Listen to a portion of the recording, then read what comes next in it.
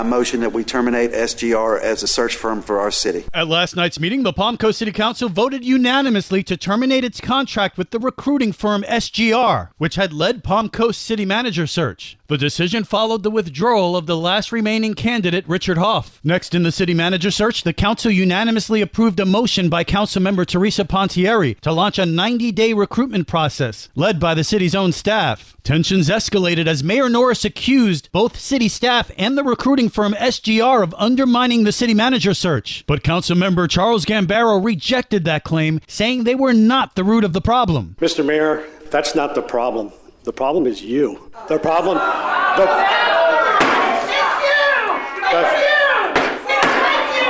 If you don't stop, I will make you move. None of us conducted interviews in a disrespectful fashion, at our tailgates of our truck. The reason we don't have a city manager right now is because of your behavior. Mayor Norris responded. I can interview anybody, any damn where I want to. If I want to interview them at Starbucks, I could do that. But when my personal conversations anywhere in this building is either recorded, videotaped, or gossiped, that's a problem. I chose to interview him out in the parking lot, but you have no right at all to say where I can interview anyone. City staff will provide weekly updates on the status of the city manager search.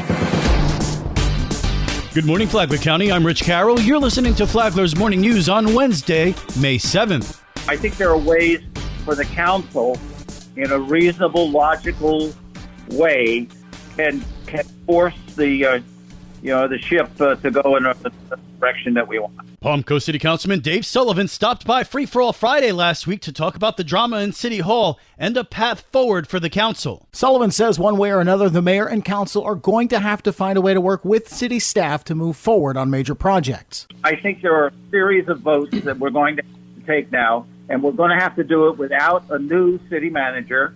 We're going to have to stick with the acting city manager we have, probably through the budgeting process.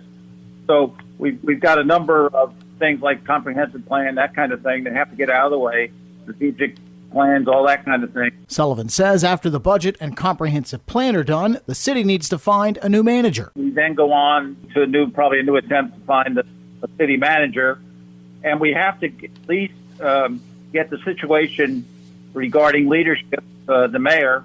We have to at least get that to the point. Hopefully Brian has laid out some thoughts on that, because I'm afraid no matter what we do at the council, I believe that Mayor Norris, as far as I can see, will be there as the chair of the board every time we have a meeting. Sullivan admits the rift with the mayor presents a challenge. I wish I had an easy answer on all this, but I don't. But I think that we have to keep things going. The staff is doing a good job, and I think we'll get through the next 3 or 4 months. I'm Daryl Moody reporting. This local news is a service of Flagler County's Toyota dealer, Beaver Toyota, US 1 St. Augustine, here to wow you. Flagler County Sheriff's deputies are kept busy in the latest crime roundup. A convicted felon is caught in Bunnell because of a crime tip from See Something, Say Something.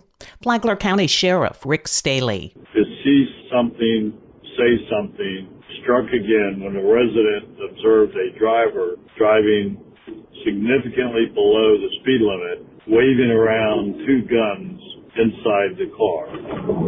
Deputies located the suspect vehicle and conducted a high-risk traffic stop. As a result, they arrested the driver for being a felon in possession of 2 firearms and DUI.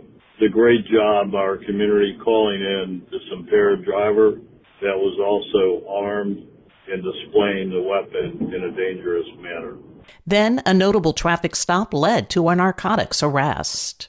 In another case, deputies conducted a traffic stop and found the driver and the occupant were in possession of methamphetamine and also a firearm and other drug paraphernalia.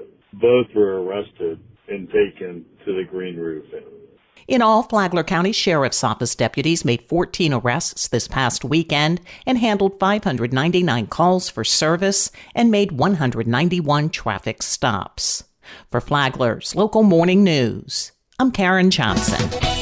And now you're up to date on Flagler's Morning News. I'm Rich Carroll.